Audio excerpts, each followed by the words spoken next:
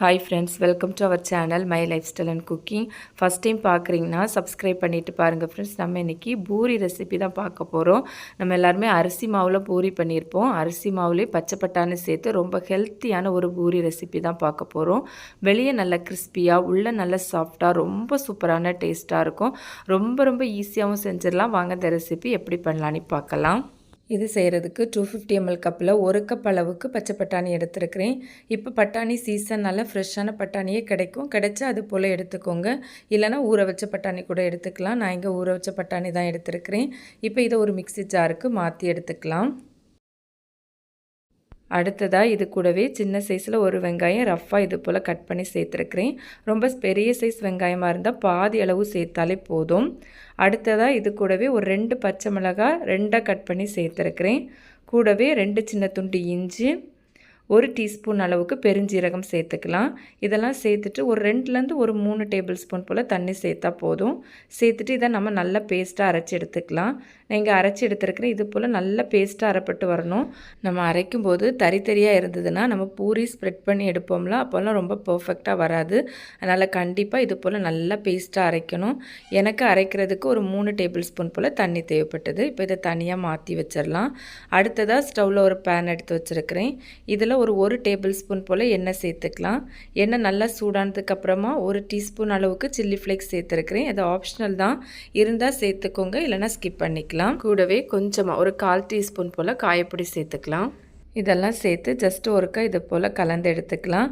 இதில் நம்ம ஏற்கனவே அரைச்சி வச்சுருந்தோம்னா அந்த பட்டாணி பேஸ்ட்டை வந்து சேர்த்துக்கலாம். ஃப்ளேமை சிம்லேயே வச்சுக்கோங்க. நம்ம அரைச்ச எல்லா பேஸ்ட்டுமே இதில் சேர்த்துட்டு நல்லா சிம்மில் வச்சு ஒரு 2 நிமிஷம் மட்டும் நம்ம இதை வதக்கி எடுத்துக்கலாம். இந்த மாதிரி நம்ம வதக்கி செய்யும்போது அந்த பச்சை வாசனை போயிடும். இது போல் நல்லா வதக்கி எடுத்ததுக்கப்புறமா இது கூடவே நம்ம உப்பு சேர்த்துக்கலாம். இந்த ரெசிபிக்கு தேவையான அளவு உப்பு இந்த சமயத்தில் நம்ம சேர்த்துக்கலாம். கூடவே ஒரு 1/2 டீஸ்பூன் போல் கரம் மசாலா சேர்த்துருக்கிறேன். இதெல்லாம் சேர்த்து நல்லா சிம்மில் வச்சு நல்லா ஒருக்கா இது போல் கலந்து எடுத்துக்கலாம். நம்ம ஏற்கனவே அரைக்கும்போது பச்சை மிளகாலாம் சேர்த்துருக்குறோம். அதனால் கரம் மசாலா மட்டும் சேர்த்தாலே போதும். இது போல் நல்லா கலந்து எடுத்ததும் இது கூடவே நம்ம தண்ணி சேர்த்துக்கலாம்.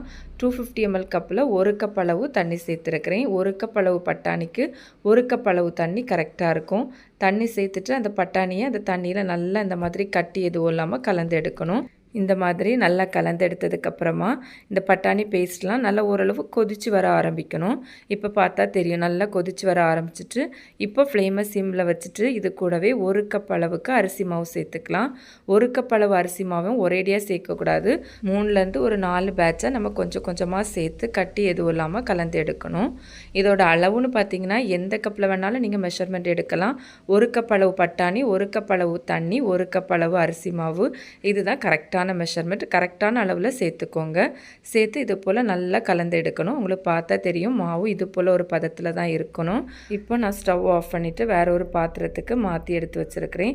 ரொம்ப சூடு ஆறதுவரையும் வெயிட் பண்ணக்கூடாது. நம்ம கையால் பிசைஞ்சு எடுக்கிற அளவுக்கு சூடு இருக்கும்போது, அதாவது கை பொறுக்கிற சூடு இருக்கும்போதே நம்ம இதில் கையில் கொஞ்சமாக எண்ணெய் அப்ளை பண்ணிவிட்டு நல்லா ஒருக்கா பிசைஞ்சு எடுத்துக்கலாம். இதை இப்படியே நம்ம ஸ்ப்ரெட் பண்ணி பூரியாக செய்யலாம். ஆனால் பிகினர்ஸ் செய்யும்போது அரிசி மாவில் செய்கிற டைமில் சில டைம் நம்ம ஸ்ப்ரெட் பண்ணி எடுக்கும்போது பிஞ்சு வரும், கிராக் விழும். அதனால் நான் இதில் எக்ஸ்ட்ரா ஒரு 1/2 கப் அளவுக்கு கோதுமை மாவு சேர்த்துருக்கிறேன். இந்த மாதிரி கோதுமை மாவு சேர்த்து செய்யும்போது ரொம்ப ஈஸியாக நம்ம ஸ்ப்ரெட் பண்ணி எடுக்கலாம். ரொம்பவே பர்ஃபெக்டாக வரும், எந்த கஷ்டமும் இருக்காது. 1/2 கப் மாவையும் 2 பேட்சாக நான் இதில் சேர்த்து நல்லா சாஃப்டாக பிசைஞ்சு எடுத்துருக்கிறேன். எக்ஸ்ட்ரா தண்ணி எதுவுமே தேவைப்படாது. நான் சொன்ன அளவில் நீங்கள் செஞ்சிங்கன்னா கரெக்டாகவே இருக்கும். இப்போ எல்லா மாவையும் சேர்த்து இது போல் நல்லா சாஃப்டாக பிசைஞ்சு எடுத்து வச்சுருக்கிறேன். மாவு இது போல் நல்லா சாஃப்டாக இருக்கணும். உங்களுக்கு பார்த்தாலே தெரியும். இந்த மாதிரி நல்லா சாஃப்டாக பிசைஞ்சு எடுத்ததுக்கப்புறமா மேலே கொஞ்சமாக எண்ணெய் வந்து அப்ளை பண்ணி எடுத்துக்கலாம். இப்போ நமக்கு மாவு வந்து ட்ரை ஆகாமல் இருக்கும். இது போல் நல்லா ஸ்ப்ரெட் பண்ணி எடுத்துக்கோங்க. இதை நம்ம உடனேவே பூரியாக செஞ்சு எடுத்துக்கலாம். ரெஸ்ட் பண்ணி வைக்கணும்னு அவசியம் எதுவும் இல்லை. இப்போ இதிலேருந்து கொஞ்சமாக மாவு எடுத்து நல்லா சாஃப்டாக உருட்டி எடுத்துக்கலாம். மீதி இருக்கிற மாவை இந்த பாத்திரத்துலேயே நம்ம மூடி வச்சிடலாம். அப்போ தான் மாவு நமக்கு ரொம்ப ட்ரை ஆகாமல் இருக்கும். நான் இங்கே வந்து ஒரு சப்பாத்தி கல் எடுத்துருக்கிறேன். மேலே கொஞ்சமாக எண்ணெய் நல்லா அப்ளை பண்ணி எடுத்துக்கலாம். கூடவே இந்த ரோலிங் பின்லேயும் கொஞ்சமாக எண்ணெய் அப்ளை பண்ணி எடுத்துக்கலாம். இதில் நம்ம கொஞ்சமாக மாவு எடுத்து இது போல் நல்லா சாஃப்டாக உருட்டிட்டு ரோலிங் பின் வச்சு ஸ்ப்ரெட் பண்ணி எடுத்துக்கலாம். நம்ம இதில் கோதுமை மாவு சேர்த்துருக்கிறனால ஸ்ப்ரெட் பண்ணுறதுக்கு ரொம்ப ஈஸியாக இருக்கும். அரிசி மாவு மட்டும் சேர்த்து செய்யும்போது நம்ம இந்த மாதிரி ஸ்ப்ரெட் பண்ணி எடுக்கிற சமயத்தில் சில சமயம் வந்து பிஞ்சு வரும், இல்லைனா இல்லைனா கிராக் விழும். அதனால தான் நம்ம கோதுமை மாவு சேர்த்துருக்குறோம். இது போல் நல்லா ஸ்ப்ரெட் பண்ணிவிட்டு மேலே ஒரு டிஃபன் பாக்ஸ் வச்சு இது மாதிரி கட் பண்ணி எடுத்துருக்கிறேன்.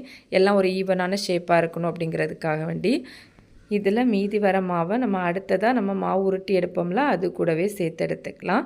இது போலவே நம்ம எல்லா மாவையும் நம்ம வந்து ஸ்ப்ரெட் பண்ணி எடுத்துக்கலாம். இது போல் ஸ்ப்ரெட் பண்ணி எடுக்கிறதெல்லாம் ஒரு பிளேட்டுக்கு மாற்றிட்டு அதுக்கு மேலே ஒரு காட்டன் துணி வச்சு மூடி வச்சுக்கோங்க. அப்போ தான் நமக்கு வந்து மாவு ரொம்ப ட்ரை ஆகாமல் இருக்கும். இல்லைன்னா நீங்கள் அப்படியே வச்சிட்டிங்கன்னா நம்ம எண்ணெயில் பொரிக்கும் போது கிராக் விழும். அதில் கண்டிப்பாக மேலே மூடி வச்சுருங்க. இது போல் நம்ம தேவைக்கு ஸ்ப்ரெட் பண்ணி எடுத்துக்கலாம். நீங்கள் அந்த டைம்லேயே ஸ்ப்ரெட் பண்ணி போட்டு எடுத்துருவீங்கன்னா அப்படி கூட நீங்கள் வந்து செஞ்சு எடுத்துக்கலாம்.